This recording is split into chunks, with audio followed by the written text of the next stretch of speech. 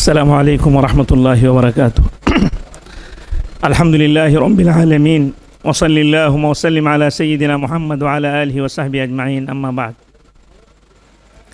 فأعوذ بالله من الشيطان الرجيم. بسم الله الرحمن الرحيم. وأن المساجد لله فلا تدعوا مع الله أحدا. وقال النبي صلى الله عليه وسلم أحب البقاع إلى الله مساجدها او کما قال علیہ الصلاۃ والتسلیم. محترم صدر اجلاس، ذمہ داران قوم و ملت اور حاضرین محفل، آج کا اجلاس مجلس اصلاح و تنظیم کے زیر اہتمام بھٹکل تعلقے کی تمام مساجد کے ذمہ داروں اور وہاں کے اراکین پر مشتمل ہے کہ مسجد کا کیا کردار رہا ہے اور مسجد سے ہمیں کیا چیزیں اپنی زندگی کے لیے حاصل کرنی ہیں. اس سلسلے میں غرض و غایت آپ کے سامنے سیکریٹری جنرل مولانا عبدالرقیب صاحب نے پیش کی. دیکھیے، اس وقت دنیا کے حالات ہمارے سامنے ہیں اور بالخصوص ہمارے ملک کے حالات. ابھی کل ہی واٹس ایپ پہ ایک ویڈیو آیا تھا جس میں ایک فرید آباد کی ایک مسجد، کافی بڑی مسجد تھی، اس کے سلسلے میں کہ اس کو ڈیمولش کیا جا رہا ہے. 80 سال پرانی مسجد ہے اور سپریم کورٹ کے آرڈر سے اس کو منہدم کیا جا رہا ہے. تو مساجد کے سلسلے میں ہمیں بڑی احتیاط کی ضرورت ہے. مسجدیں اللہ کا گھر ہیں. اللہ تعالیٰ فرماتے ہیں وَأَنَّ الْمَسَاجِدَ لِلَّهِ، تمام مسجدیں اللہ کی ہیں. فَلَا تَدْعُوا مَعَ اللَّهِ أَحَدًا، اللہ کے ساتھ کسی کو نہ پکارو، کسی کو شریک نہ ٹھہراؤ. تو مسجدوں کے تعلق سے مسلمان بڑا حساس ہوتا ہے. آدمی کا اپنا گھر کوئی توڑ دے یا اس پر کوئی ہاتھ اٹھائے تو اس کو اتنی تکلیف نہیں ہوتی جتنی مسجد کے سلسلے میں اور دین کے سلسلے میں، اپنے نبی کے سلسلے میں کوئی بات غلط کہی جائے. اور یہ ہمارے ایمان کا تقاضا ہے. تو مساجد کی حفاظت دو طرح کی ہیں. ایک تو یہ کہ مساجد ہماری لیگل ہوں، زمینیں ہماری اتکرم یا غیر قانونی نہ ہوں، تو ایک تو اس کی حفاظت کا ایک ظاہری ذریعہ ہے. دوسرا حقیقی اس کی حفاظت کا ذریعہ اس کی آباد کاری سے ہوتا ہے. مسجدیں جب ویران ہوتی ہیں تو کہتے ہیں کہ مسجدیں بد دعا کرتی ہیں، جس کے نتیجے میں رحمت اٹھ جاتی ہے اور حالات بگڑ جاتے ہیں. تو مساجد سے ہمارا تعلق جس قدر مضبوط ہوگا، جس قدر مستحکم ہوگا، اسی اعتبار سے اللہ کی طرف سے برکتیں اور رحمتیں نازل ہوں گی. اسی لیے کہا گیا حدیث پاک میں کہ مساجد سے جن کا تعلق ہو، جن کو مسجد آتا جاتا دیکھو، مسجد کا پابند دیکھو، اس کے ایماندار ہونے کی گواہی دو. ابھی آپ کے سامنے مساجد کے کام سے متعلق مولانا عبدالرقیب صاحب نے بتایا کہ اس وقت مسجدیں سب کچھ دینی قلعے کی حیثیت سے کام کرتی تھیں. نمازیں ہوتی تھیں، دین سیکھا جاتا تھا، ذکر و تلاوت ہوتی تھی، وہاں سے وفود بھیجے جاتے تھے، وہاں سے لوگوں کی تربیت ہوتی تھی. یہ ساری چیزیں، تبلیغی امور وہیں سے انجام دیے جاتے تھے، جہاد کے امور وہاں سے انجام دیے جاتے تھے. تو ساری چیزیں تھیں. آج ہمارا تعلق مسجدوں سے کتنا رہا؟ آپ دیکھیں، اذان سے کچھ پہلے مؤذن صاحب آ کے مسجد کھولتے ہیں. نماز کے 5-10 منٹ کے بعد اگر کوئی مہمان باہر سے آ جائے، تھوڑی دیر بیٹھ جائے، تو مؤذن کو پریشانی ہونے لگتی ہے کہ مسجد بند کرنا ہے، کیا کریں. تو مساجد آدھے گھنٹے کے لیے، 15 منٹ کے لیے نہیں بلکہ دن بھر کھلی رہے. لوگ آئیں، کچھ لوگ تلاوت کریں، کچھ لوگ ذکر کریں، کچھ دعاؤں میں رہیں، کچھ تعلیم و تعلم میں مشغول رہیں. آج حالات کے اعتبار سے اس کے لیے الگ الگ فیکلٹیز ہو گئی ہیں، مدارس الگ ہو گئے ہیں، کالجز ہو گئے ہیں، ادارے الگ الگ ہو گئے کہ مساجد میں شور ہنگامہ ہو. ایک بھی اچھی بات ہے، لیکن مساجد کا استعمال جس قدر ہونا چاہیے اس کی فکر ہم کریں. مسجدوں کو ہم اچھی سے اچھی بنانے کی فکر کرتے ہیں. پہلے مسجدیں کاوی کی تھیں، اس میں ٹائلز آ گئے، اب ٹائلز گئے، گرینیڈ آ گئے، ماربل آ گئے، دیواریں اور مسجد عالی شان، اس میں جھومر لگے، لائٹنگ ہونے لگی. یہ مبارک ہو آج کے حالات کے تقاضے کے اعتبار سے. لیکن مسجدوں کو تزئین نہ کیا جائے کہ نمازی کی نظر اس پر پڑھ کر نماز سے وہ غافل نہ ہو. تو مسجدیں عالی شان بن رہی ہیں، تو مساجد کے تحت ہماری بھی نمازوں کے بارے میں ہم غور کریں کہ آج سے 50 سال پہلے جس طرح کی ہماری نماز تھی ویسی ہی ہے یا اس میں کچھ ترقی ہوئی یا نہیں؟ نمازوں میں سکون، اطمینان، سجدے میں اللہ کی طرف لو ایسی لگے کہ ہم سجدے میں کہتے کہ اللہ سے سبحان ربی الاعلی، پاک ہے وہ ذات جو سب سے برتر و بالا ہے. یعنی انسان سب سے خسیس حالت میں، ذلت کی حالت میں ہوتا ہے، اور اس وقت اللہ کی سب سے بڑی بڑائی بیان کرتا ہے کہ پاک ہے وہ ذات جو سب سے برتر و بالا. تو انسان اتنی عاجزی سوائے اللہ کے کسی کے آگے نہیں کر سکتا. کوئی بچہ بھی مومن کا اگر کسی سے کہا جائے کہ کسی اور کے آگے سر جھکاؤ اور سجدہ کرو تو چھوٹا بچہ بھی یہ کام نہیں کرے گا.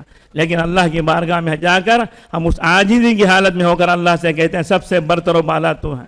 تو وہ یقین ہمارے اندر آ جائے جو ہم الفاظ کہہ رہے ہیں نماز میں، ہر وقت اٹھتے بیٹھتے اللہ اکبر، اللہ کی کبریائی اور بڑائی بیان کرتے ہیں، لیکن ہمارے دل میں وہ اللہ کا خوف و خشیت نہیں، جس کی وجہ سے ہم باطل طاقتوں سے ڈر رہے ہیں. مومن ہو تو اللہ پر بھروسہ کرتا ہے، کافر ہو تو شمشیر پہ کرتا ہے بھروسہ. تو ہتھیار پر بھروسہ ہمارا نہیں، اللہ پر بھروسہ ہمارا ہوتا ہے. تو دیکھیے آپ اس وقت کے حالات کے تناظر میں ایک لڑکی نے جو اللہ اکبر کا نعرہ بلند کیا تو پوری دنیا جگ اٹھی، پوری دنیا بیدار ہو گئی. تو آج ہمارے اندر اس ایمان کی کمی اور قلت ہے، اور یہ چیز سجدے کی حالت میں اللہ کی بڑائی بیان کرتے ہیں. تو ہم اپنے دل میں سوچیں میں اتنی خسیس اور ذلیل حالت میں ہو کر اللہ کی بڑائی بیان کر رہا ہوں تو وہی اللہ سب سے برتر و بالا ہے، سارے امور وہی انجام دینے والا ہے. ہم بس تدبیر کریں گے، فکر کریں گے، کوشش کریں گے، نتائج اللہ کے ہاتھ میں ہے. نتیجہ اگر انسان کے ہاتھ میں ہوتا تو اللہ کے رسول صلی اللہ علیہ وسلم اپنے چچا ابو طالب جنہوں نے آپ کی ہر موقع پر مدد کی، نصرت کی، ہر وقت آپ کا ساتھ دیا، تو بہتاب تھے اللہ کے رسول صلی اللہ علیہ وسلم کہ ان کو ہدایت مل جائے. آخر یہ کہا کہ مرتے وقت کے کان پہ ایک مرتبہ کلمہ کہیں، لیکن ہدایت اللہ کے ہاتھ میں ہے. قرآن پاک کی آیت نازل، نبی پریشان تھے کہ ان کو ہدایت مل جائے، کامیاب ہو جائیں، لیکن ہدایت اللہ نے اپنے ہاتھ میں رکھی. قرآن کی آیت نازل ہو گئی انک لا تہدی من احببت ولکن اللہ یہدی من یشاء. ایک طرف یہ ہے، دوسری طرف آپ دیکھیں حضرت حمزہ کے قاتل اور حضرت حمزہ کے کلیجے کو چبانے والے ہندا، جس پر آپ کو قاتل کے بارے میں بھی آپ جانتے ہیں، ان کو ایمان کی دولت سے اللہ نے سرفراز کیا، اور ہندا کو بھی اللہ نے ایمان سے نوازا. کس قدر آپ کو تکلیف تھی ان سے، لیکن ہدایت اللہ کے ہاتھ میں ہے. جو اللہ کی طرف بڑھتا ہے اور جس کو اللہ چاہتے ہدایت دیتے ہیں، تو نتیجہ اللہ پر رکھتے ہوئے ہم اپنے تئیں جتنی کوشش ہو سکے کریں. ایک تو مساجد سے اپنا تعلق مربوط رکھیں، زیادہ سے زیادہ رکھیں، نمازوں کا اہتمام ہو، فرائض کا اہتمام ہو، سنن کا اہتمام ہو، اور یہ دعوت جو روزانہ 5 وقت دی جاتی ہے، اللہ کی بڑائی کے گن گائے جاتے ہیں، اس کو سن کر بھی ہم غفلت کی شکار ہوتے ہیں. اپنی دکانوں میں، اپنے کاروبار میں، اپنے آفیسز میں ہم مست ہوتے ہیں، سوچتے ہیں ابھی 15 منٹ باقی ہے پہنچنے تک، پہنچ جائیں گے جماعت میں. نہیں، نماز کا تعلق کیا ہے؟ نماز کو اہتمام سے ادا کرنے کا حکم دیا گیا ہے. نماز پڑھنے کا حکم قرآن پاک میں کہیں نہیں دیا گیا. اقیم الصلاۃ، نماز کو قائم کرو یہ کہا گیا. قائم کرنا مطلب اس کے سارے لوازمات کے ساتھ، اذان سنتے ہی وضو سے باوضو ہو کر گھر سے نکلیں اہتمام سے، اور صف اول کی پابندی کی کوشش ہو، نہ ملے جماعت تو ملے، تکبیر تحریمہ نہ چھوٹے، اہتمام کی دعوت دی گئی. تو ایک پہلا تعلق نماز سے ہے مسجد کا. یہ اگر برابر ہو گیا اور مسجدوں سے رشتہ جڑ گیا تو پھر ایمان سے رشتہ جڑ جائے گا، اللہ سے تعلق پیدا ہوگا. پھر اللہ کا سے تعلق پیدا ہونے کے بعد آدمی کسی جگہ پہنچ جائے، چاہے دشمن اس پر ٹوٹ پڑے، تب بھی وہ اللہ کی بڑائی کو نہیں بھولے گا. وہ اللہ اکبر کا نعرہ بلند کر کے چاہے شہید ہو جائے گوارہ کرے گا، لیکن کسی اور طاقت کے آگے وہ جھکے گا نہیں. یہ کب ہوگا؟ جب ایمان اندر مضبوط ہوگا. اور یہ مساجد ایمان کو مضبوط بنانے والی جگہ ہیں. تو مسجدوں سے تعلق ہو. اس سلسلے میں آپ کے سامنے جو ہدایت اور رہنمائی آئے گی، اللہ تعالیٰ اس پر عمل کرنے کی ہمیں توفیق دے. اور جو ظاہری طور پر جو اس کے کاغذات اور اس کی چیزوں کے سلسلے میں جو کام کر رہے ہیں اس سلسلے میں بھی رہنمائی ہوگی. تو ایک حفاظت مادی بھی اس کی ہونی چاہیے مسجد کی، کہ ہمارے سارے ڈاکیومنٹ صحیح ہوں، اور تاکہ کوئی غلط نظر اس پر نہ اٹھائے. دوسرے ہے کہ مساجد سے ہمارا رشتہ اور تعلق مضبوط سے مضبوط تر ہو. جس قدر مربوط رہیں گے ہم مسجد سے تو کوئی اس پر آگ نہیں اٹھائے گا.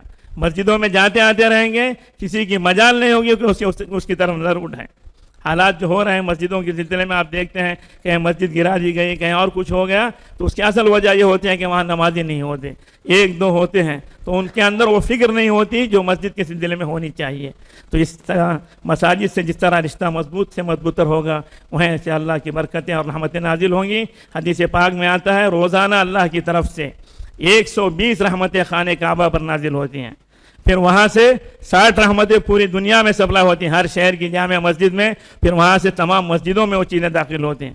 آپ تجربہ کر کے دیکھ لیں، جس جگہ پر مسجد ہے آپ دیکھیں گے، اور ہر جگہ آپ سروے کر کے جان لیں، جہاں مسجد ہوتی ہے وہاں کی آبادی اللہ تعالیٰ باقی رکھتے ہیں، اور جہاں مسجد نہیں ہوتی وہاں کی آبادی حالات میں وہاں سے لوگ ہجرت کر کے دوسری جگہ چلے جاتے ہیں۔ ہمارے بھٹکلی میں آپ دیکھتے ہیں بعض جگہ مساجد پر حملے ہوئے جو کنارے پر ہیں، لیکن مسجد کی وجہ سے اللہ نے اس آبادی کو محفوظ رکھا ہے۔ اللہ تعالی ہم سب کو صحیح معنی میں مسلمان بنائے، اللہ کے احکام پر چلنے والا بنائے، اور مساجد سے ہمارا رشتہ مضبوط سے مضبوط تر ہو۔ میں اس پر ہمارے مجلس اصلاح و تنظیم کے ذمہ داروں کو مبارکباد بھی پیش کرتا ہوں کہ اس وقت یہ اہم ترین ضرورت تھی کہ مساجد سے ہمارا کس طرح سے تعلق ہو اور مساجد کے ذریعے میں ہم کیسے محتاط رہیں۔